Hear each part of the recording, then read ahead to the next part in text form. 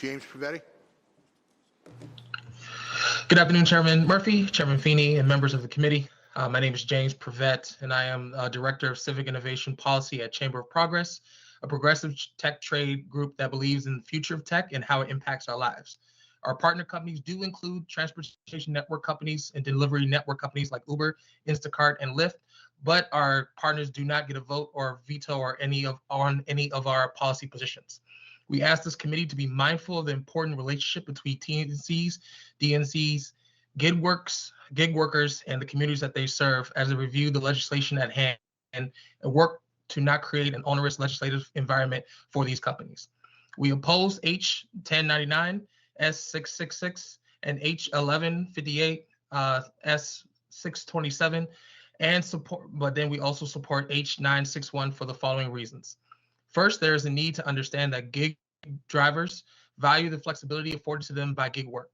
Many surveys have shown that gig workers value the ability to create flexible work schedules, allowing them to still provide for their families, even amongst busy lives. One recent survey from Beacon Research shows that amongst app-based drivers found that more than 3 out of 4 drivers would rather be independent contractors over employees. We especially see this amongst households headed by single mothers who want to earn money without sacrificing time with their families. Hundreds of thousands of Massachusetts residents rely on gig work as a significant source of income.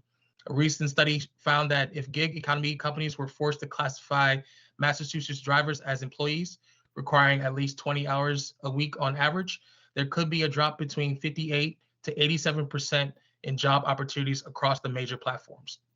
In 2017, the Bureau of Labor Statistics reported that more than 200,000 Bay Staters relied on gig work as a source of income, a large portion of whom are people of color or immigrants.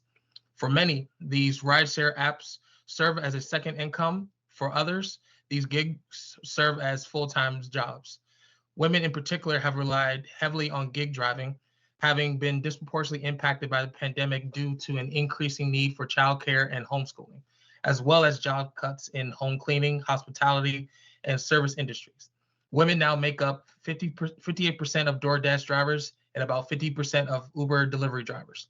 Finally, transportation network companies and delivery network companies provide valuable services for disadvantaged communities. We must remember the most important group in this conversation is the consumer, especially those who live with accessibility issues or live in communities that lack safe and reliable resources. For those consumers living with disabilities, it is imperative that that they have access to these services to help with their day-to-day lives, whether it's ordering a rideshare to a doctor's appointment or having healthy meals delivered to their homes. This benefit also extends to those who currently live in food deserts and in areas that lack access to public transportation.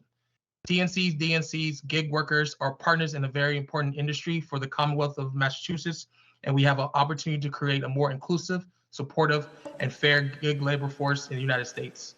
With the changing nature of the workforce demands, we encourage the legislature to continue to support policies that do not limit gig work. Thank you. Thank you, Mr. Privette.